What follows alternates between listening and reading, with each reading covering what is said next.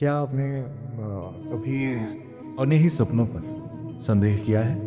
क्या कभी आपके मन ने आपसे कहा है, तुम ये नहीं कर सकते, तुम दूसरों जितने योग्य नहीं हो, अगर तुम असफल हो गए तो? शायद ये शब्द किसी और ने नहीं, आपके अपने मन ने कहे थे। यही आत्मविश्वास की कमी है। ये हमें दुनिया से पहले खुद से हरा देती है। धीरे धीरे हम अवसरों से दूर भागने लगते हैं, हम अपने विचार छुपाने लगते हैं, अपने सपनों को छोटा करने लगते हैं, और एक दिन हमें लगने लगता है कि शायद हम सफलता के योग्य ही नहीं हैं। लेकिन क्या आत्मविश्वास जन्म से मिलता है या इसे विकसित किया जा सकता है? इस प्रश्न का उत्तर हजारों वर्ष पहले कुरुक्षेत्र की भूमि पर भगवान श्री कृष्ण ने दिया था। आधुनिक जीवन का अदृश्य युद्ध है।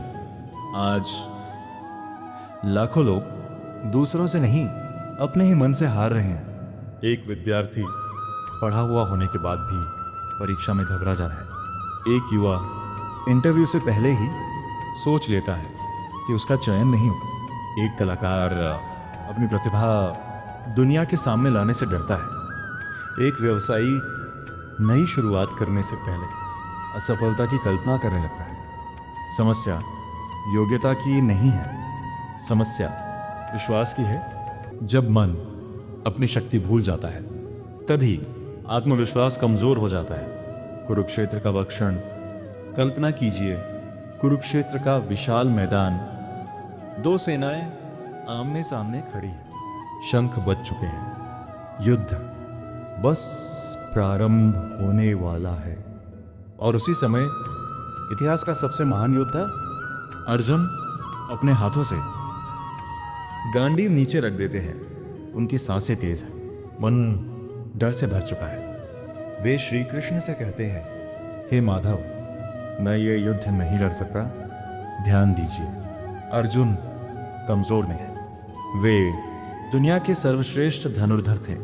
फिर भी उनका आत्मविश्वास कुछ ही क्षणों में टूट गया। यह हमें एक गहरी बात सिखाता है। आत्मविश्वास केवल कौशल से नहीं आता, आत्मविश्वास मन के सिरे से आता है। जब मन भय से भर जाता है तो सबसे शक्तिशाली व्यक्ति भी अपने आप पर संदेह करने लगता है। श्री कृष्ण की पहली शिक्षा। श्री कृष्ण अर्जुन की ओर देखते हैं। उनके चेहरे पर न क्रोध है, न निराशा, बल्कि एक शांत मुस्कान। वे कहते हैं, हे अर्जुन, तुम्हारी शक्ति समाप्त नहीं हुई है, तुम केवल अपनी वास्तविक शक्ति को भूल गए हो। यही हर मनुष्य की कहानी है। जब जीवन हमें कठिनाइयां देता है तो हम अपनी क्षमता नहीं खोते, हम अपने ऊपर विश्वास खो देते हैं, और यहीं से हार शुरू होती है। लेकिन क्या इस विश्वास को फिर से जगाया जा सकता है? क्या श्री कृष्ण ऐसा कोई मार्ग